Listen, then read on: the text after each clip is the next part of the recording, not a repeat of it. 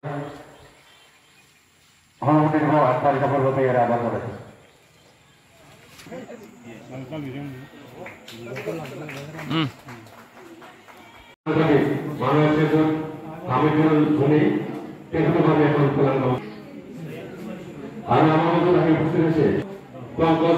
মাহাতো নিয়মিত আপনাৰ সাংবাদিক তেখেতক আমি এখন খোলা জ্ঞাপন কৰিব বিচাৰিছো।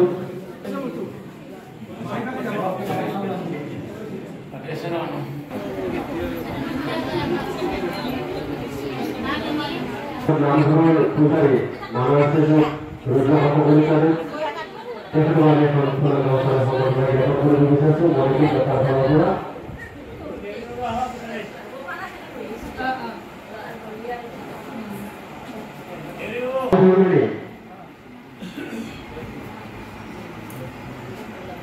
শ্ৰীমতী মঞ্জু দাস তেখেতক প্ৰদান কৰ্মচাৰী আমাৰ বড়ো ভাই ভনীসকল এই অঞ্চলৰ গাঁও সমিতিৰ সন্মানীয় সভাপতি সম্পাদক সমন্বিতে যে এনেকুৱা এটা পবিত্ৰ অনুষ্ঠান এই অনুষ্ঠানটো লগত গ'লে অন্তত কিছু সময়ৰ কাৰণে হ'লে আমি নিজে বক্তৃতা দি মই আমন্ত্ৰিত আকাৰত এই মহিলাৰ বিষয়ে কেনেদৰে জড়িত হ'ল এই বিষয়ে আৰু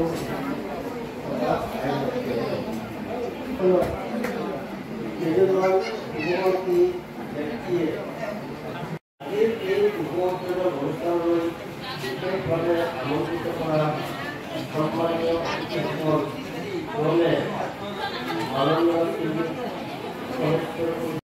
কৰা শ্ৰদ্ধাৰ সভাপতি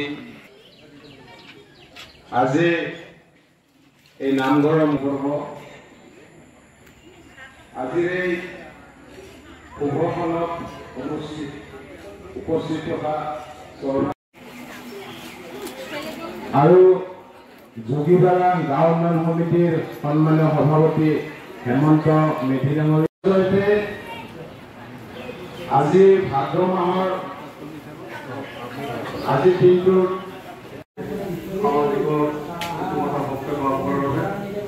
আমি বক্তব্য ৰাখিবলৈ আগবাঢ়িছো।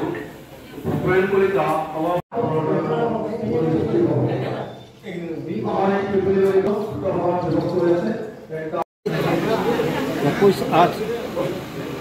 21/8/2024 তাৰিখত ৰাইজৰ আহ্বান মৰ্মে যি শ্ৰী শ্ৰী বাসুদেৱ মন্দিৰৰ মণিকূটটো বনাই দিয়াৰ বাবে মই ছেকেণ্ড টাইম প্ৰতিশ্ৰুতি দিছিলোঁ আৰু সেই উপলক্ষে আজি সময়ত ৰাইজৰ আই মাতৃসকলৰ সন্মুখত আজি ৰাজহুৱাভাৱে ৰাইজক মণিকূটটো অৰ্পণ কৰিলোঁ।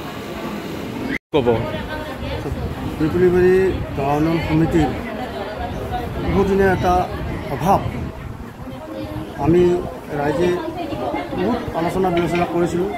হঠাৎ এদিন সাধন সভাত পূৰ্বতে কাঠেৰে নিৰ্মাণ কৰি দিয়া মণিকূট দাতা দিনতকক আমন্ত্ৰণ কৰিলোঁ। আমন্ত্ৰণ কৰাৰ পিছত তেখেতৰ লগত আলোচনা কৰিলোঁ যে এই মণিকূটটো যিহেতু আমাৰ থলীঘৰটো আগতকৈ চৰকাৰে দিয়াৰ বাবে কিছু অলপ অস হৈছে, গতিকে আপুনি কি কৰিব, এই মণিকূটটো আপুনি বনাই দিব না আমি ৰাইজে বনাব লাগিব?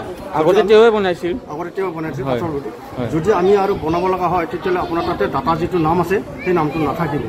ঠিক তেনেকুৱা তেওঁলোকৰ আলোচনা কৰাতে তেখেতে ক'ল ঠিক আছে ৰাইজ, যদি আপোনালোকে মোক বিচাৰিছে তেতিয়াহ'লে মই মণিকূটটো বনাই দিম। তেতিয়া আমি মণিকূটটো স্কিম এটা বনালোঁ। স্কিম বনাই ক'লোঁ যে আমাক মণিকূটটো 14x14 বহলৰ মণিকূট এটা দিব লাগিব।